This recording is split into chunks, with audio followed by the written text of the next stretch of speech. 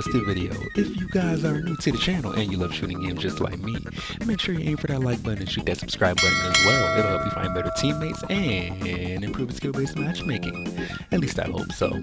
In this video, I kind of wanted to make like I did last season, and I wanted to do a little showcase and mini review for the Battle Pass weapon of the season, obviously. And for this, we are obviously looking at the PP Shpitalny 1943. Forgive me, I know I butchered that, but let's go in here and get a detailed look at the stats. And first thing I want to say is aesthetically, I really like this gun. It kind of reminds me of something out of GoldenEye 007 on the Nintendo 64. If any of you guys have ever played that, great game and very nostalgic. And this looks like something that Mr. 007 would definitely have in his arsenal. Nevertheless, we are getting a hit power of 6.4, which is definitely in the upper echelon. That looks very tantalizing, if I do say so myself. I do see a really steep drop off of 1.5 at 100 meters, so obviously this is going to be relegated to like right in your face. I guess it kind of looks like maybe like a 10 to 20 meter range weapon. Moving down here, we got a muzzle velocity of 400, which is it's kind of mid. I'm not even gonna lie, I'm not really impressed with that. But for BR2, I mean, you can't really complain too much. Rate of fire is coming in at 920 rounds per minute, which is stellar, especially for BR2. I gotta say again. And reload time is even better at 2.3 seconds. You're gonna be reloading in a flash with this thing, and it makes sense considering the magazine is literally in the grip. I'm sure it's designed kind of to reload fast with.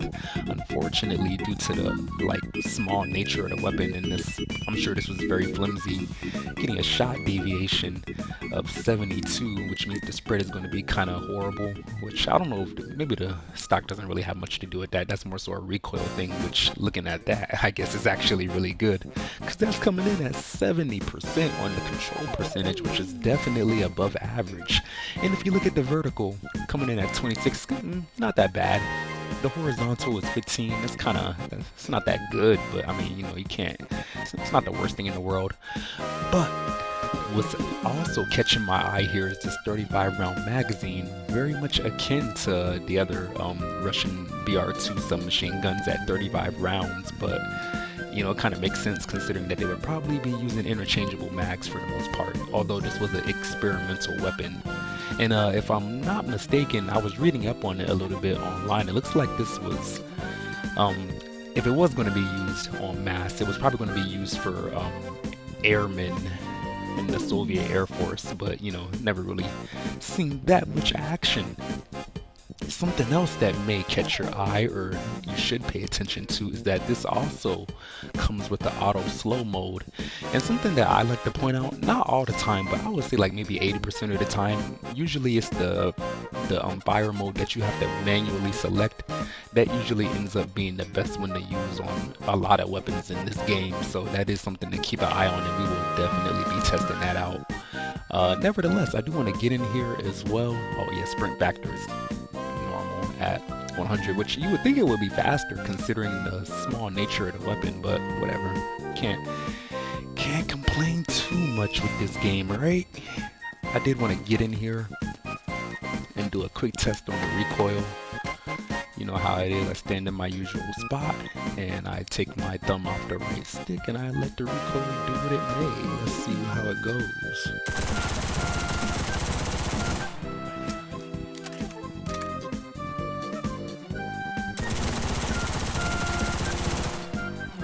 So far, I'm seeing like if you just hold down the trigger, it'll go up for a little bit, and then it just veers off diagonal. So maybe, let's say somebody's a little bit closer. You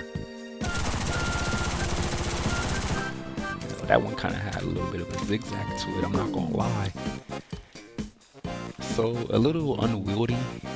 Again, kind of speaks to the close range nature of this weapon. It looks like a pistol, if I'm being quite frank with you, like a sidearm, but let's see if we can get a game here and see how good it really is. I'll grab that later. Alright man, so here we are in the middle of a Berlin game. I didn't obviously show the first 2 points because those were kind of in open fields and weren't really conducive to what this weapon kind of specializes in, for lack of better words.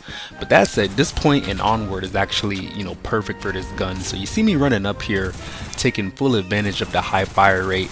I find that anybody that encounters you within, like, you know, obviously within 10 to 15 meters, you can just lay on the trigger and obviously let them have it, and there's not really much they can do about it, as long as you hit your shots, of course. But something else you will notice is those guys on the back right there. You will notice that I start getting a pretty hefty amount of hit markers on those guys, and that's the other point that I was going to make about this gun. As we suspected, the damage drop off is pretty substantial, even in auto slow, and even if you like tap the trigger, it's still going to take you know, more bullets than it would if you were to just try to close the distance on them anyway. So that's basically one of the things that I wanted to emphasize on this gun. But all that being said, like it's kind of cut and dry. You know, what you see is what you get. If you were looking for something extra with this gun, like maybe some extended range capabilities that would make it like a all-arounder, you're probably going to be disappointed. And I mean, that's probably for the greater good, because if honestly, if this gun didn't have the damage drop off that it did, it would probably fall into the OP category, especially at BR2, or maybe if they bumped it up to BR3, then maybe it would warrant a little more damage at range. But as it stands now, I mean, it doesn't really do anything special. It kind of fulfills the same niche as like a PPSH Obrez from the tech tree, so you could essentially get that and you would more or less get the same thing. But this gun is nifty, one, because it looks cool aesthetically, like I said earlier, and two, I'm a big fan of the iron sights, even over the PPSH Obrez. The iron sights on this gun are actually really good, especially, you'll see here, I'm about to sit up on this head glitch and I'm about to just like farm a bunch of kills. And I think, again, this part right here is really encapsulate, you know, what this gun can do at peak moments, or in I guess peak opportune moments, if you're playing it correctly.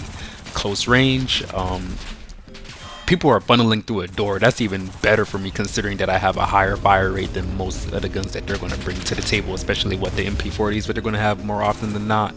So not that Russia didn't already have an advantage in the SMG category that was pretty distinct, but you know, it's a pretty cool battle pass weapon. I'm not complaining about it. I guess if I had to give it a rating on a scale of 1 to 10, I am feeling like a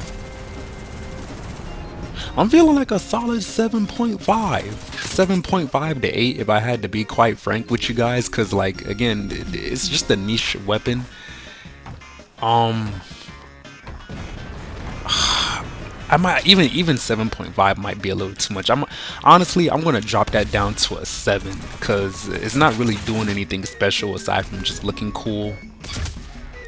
And if that's all that you're going to bring to the table as a battle pass weapon, then you know, you can there's a lot of other weapons in the Russian tech tree that you can find that have a high fire rate and 35 rounds in the mag and some pretty good to decent iron sights, you know what I'm saying? So that's pretty much my encapsulating thoughts on that. You can watch the rest of this game play out. Essentially what will happen is that I would just die, and then I'll spawn back with another squad, and then it's already the end of the game. So I just ran on the point and stood there for like 2 seconds and we won. So essentially you can count that as a flawless, not flawless, but like a flawless with this squad in particular. So yeah, other than that, just let me know what you guys think. If you have used this weapon extensively, do you like it? Do you hate it? What would you give it on a scale of 1 to 10? Let me know down there in the comment section. And while you're down there, don't forget to aim for that like button and shoot that subscribe button as well. Help you find better teammates and improve your skill-based matchmaking. At least I hope so. And yeah, I hope you guys have a lovely rest of your day. Black guy out.